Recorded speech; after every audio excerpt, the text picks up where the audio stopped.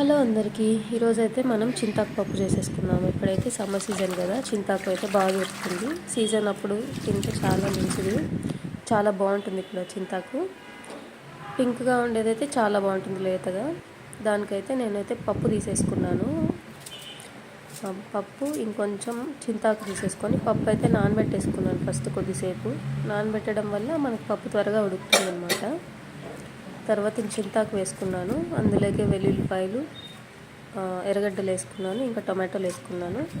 ఇందులోకి చింతపండు అయితే ఏం అవసరం లేదు. మనకి ఇష్టం ఉంటే మామిడికాయ కూడా వేసుకోవచ్చు, పచ్చి మామిడికాయ చాలా బాగుంటుంది. టొమాటోలు అయితే ఒక 4 వరకు తీసి వేసుకున్నాను. వెల్లుల్లిపాయలు అయితే ఒక 10 to 15 వరకు వేసుకున్నాను. తర్వాత పచ్చిమిరపకాయలు వేసుకున్నాను ఒక 4 to 5, ఎందుకంటే ఇందులో నేను కారపొడి కూడా వేస్తాను కాబట్టి. పచ్చిమిరపకాయలు తినే వాళ్ళు ఎక్కువ అయితే ఇంకా ఎక్కువ వేసుకోవచ్చు. తర్వాత పసుపు, ఒక 1 స్పూన్ వరకు కారం వేసాను.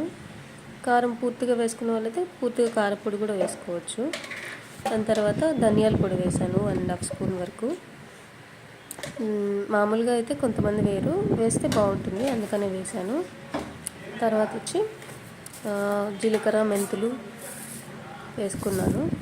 జీలకర్ర అయితే ఒక చిన్న స్పూన్తో 2 స్పూన్స్ వేసుకున్నాను. మెంతులు అయితే ఒక 15 సీడ్స్ వరకు వేసుకున్నాను. చేదైతే ఏం రాదు, బాగుంటుంది, అందుకని వేసాను.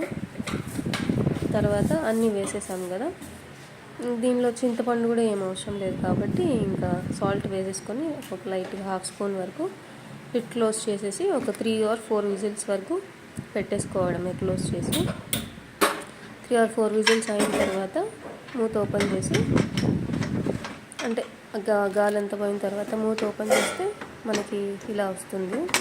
ఒకవేళ ఎక్కువ వాటర్ ఉంటే దాన్ని వాడ్చుకొనేసి తర్వాత పప్పు గెత్తితో మనం స్మాష్ చేసేసుకోవాలి.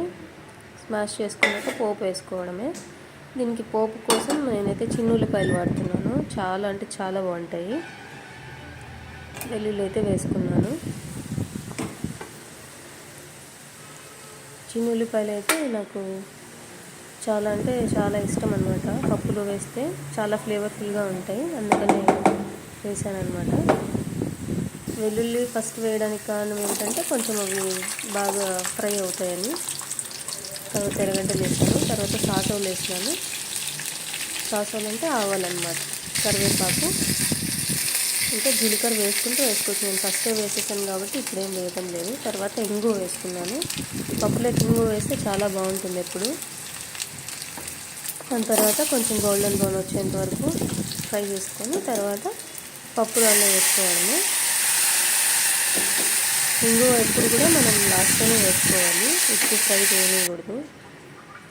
అంతే, మనకెంతో టేస్టీగా ఉండే చింతాకు పప్పు రెడీ. సబ్స్క్రైబ్